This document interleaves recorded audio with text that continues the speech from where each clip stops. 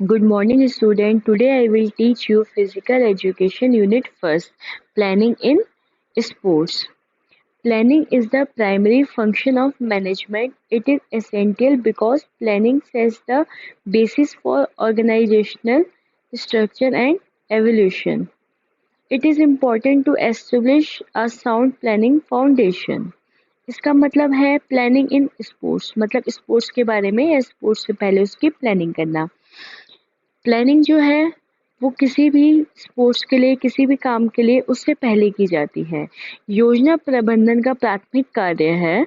यह आवश्यक है क्योंकि नियोजन संगठनात्मक संरचना और मूल्यांकन का आधार निर्धारित करता है। क्योंकि यदि हम किसी भी काम से पहले प्लानिंग नहीं करेंगे तो हम कोई भी कार्य ठीक से नहीं कर पाएंगे।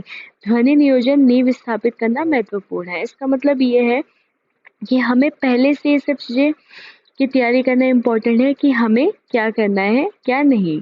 Objectives of planning: reduce unnecessary pressure of immediacy, keep good control over all the activities, facilitate proper coordination, reduce the chance of mistake, increase the efficiency, increase creativity, enhance sports performance। इसका मतलब ये है जो नियोजन है उसके उद्देश्य क्या है। ऑब्जेक्टिव्स ऑफ प्लानिंग, तो नियोजन के जो उद्देश्य है वो है इमीडिएसी का अनावश्यक दबाव कम करना, सभी गतिविधियों पर अच्छा नियंत्रण रखना, उचित समन्वय की सुविधा, गलती की संभावना कम होना, दक्षता बढ़ाना, रचनात्मक में वृद्धि, खेल प्रदर्शन बढ़ाना। अब है वेरियस कमिटीज रिस्पॉन्सिबिलिटीज, कि वो कौन सी कमेटी है जिनको ये रिस्पॉन्सिबिलिटी मिलती है। Publicity committee, reception committee, transformation committee, boarding and lodging committee, ceremony committee, committee for official, ground equipment committee, refreshment committee, announcement committee, first aid committee, committee on entries and programmes.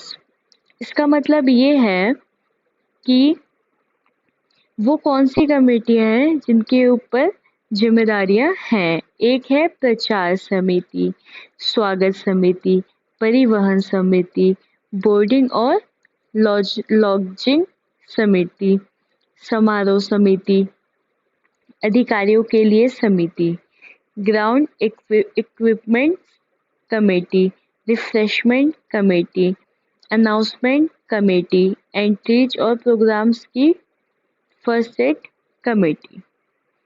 इसका मतलब ये है कि जो कमेटियां sports को organise करते वक्त उसमें काम करती है, स्पोर्ट्स ऑर्गेनाइजेशन के लिए काम करती हैं, उन कमेटी के नाम ये सारे हैं। अब है tournaments. It is a series of sports in which a team finally wins and rest of the teams lose the matches.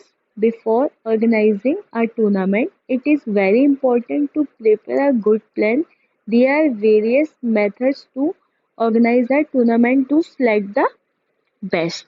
इसका मतलब ये है टूर्नामेंट, यह खेलों की श्रृंखला है जिसमें एक टीम अंत में जीत जाती है और बाकी की टीमें मैच हार जाती हैं, उसको हम टूर्नामेंट बोलते हैं। एक टूर्नामेंट आयोजित करने से पहले एक योजना तैयार करना बहुत ज़रूरी है, क्योंकि यदि हम कोई भी कार्य कर रहे हैं, कोई भी टूर्नामेंट कर रहे हैं, तो उससे पहले हमें योजना करना बहुत ज़्यादा ज़रूरी है। एक टूर्नामेंट आयोजन करने के लिए विभिन्न तरीके हैं। तो हमारे पास टूर्नामेंट करने के लिए बहुत सारे तरीके होते हैं, लेकिन हमें वो सेलेक्ट करना पड़ता है जो बेस्ट होता है। टू सेलेक्ट द बेस्ट, कि टूर्नामेंट आयोजन करने के लिए कौन सा तरीका है जो बेस्ट है। Importance of tournament: development of sports skills, helpful is selection of players, popularity and publicity of sports, a source of recreation, development of social qualities. इसका मतलब ये है कि टूर्नामेंट का महत्व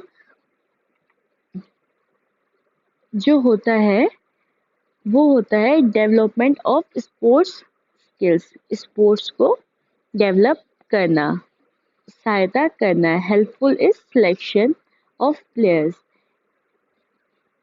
जो प्लेयर्स होते हैं उनके सिलेक्शन के लिए हेल्पफुल होता है जो हमारे टूर्नामेंट होते हैं। Popularity and publicity of sports, जब टूर्नामेंट होते हैं तो वो किसी भी स्पोर्ट्स की पॉपुलैरिटी और पब्लिसिटी करते हैं। अ सोर्स ऑफ रिक्रिएशन, मनोरंजन का एक स्रोत। डेवलपमेंट ऑफ सोशल क्वालिटी, सामाजिक गुणों का विकास, उसको डेवलप करना। Types of tournament, knockout tournament, league of, round robin tournament, combination tournament, challenge tournament. तो ये जो टाइप्स ऑफ टूर्नामेंट हैं, इसका मतलब है इसमें एक होता है आपका नॉकआउट टूर्नामेंट। इस टूर्नामेंट में केवल विजयी टीम को आगे के मैच खेलने की अनुमति दी जाती है जब तक कि एक टीम विजेता के रूप में नहीं उभरती। इस प्रकार के टूर्नामेंट में एक टीम जो कभी हार जाती है वह टूर्नामेंट से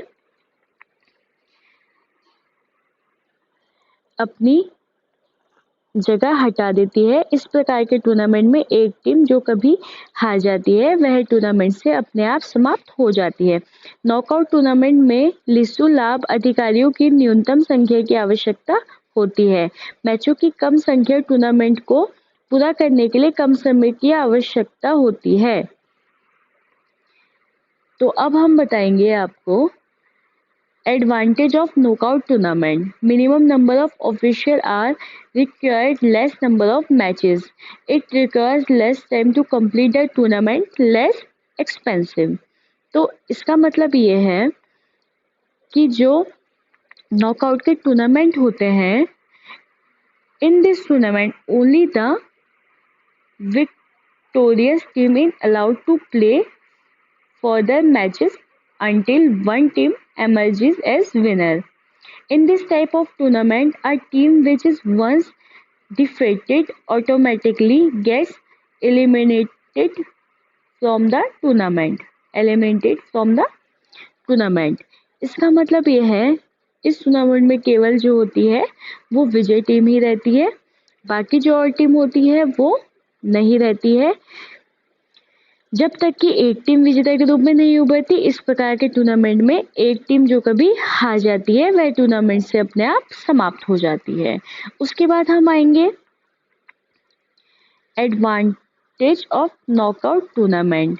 minimum number of official are required, less number of matches, in requires less time to complete the tournament, less expensive.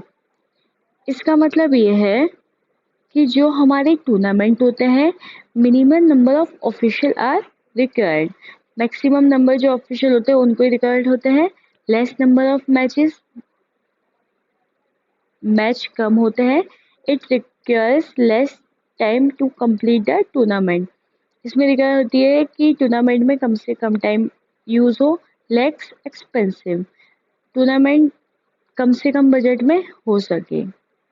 तो ये आज हमारा लेसन था planning in sports. Thank you.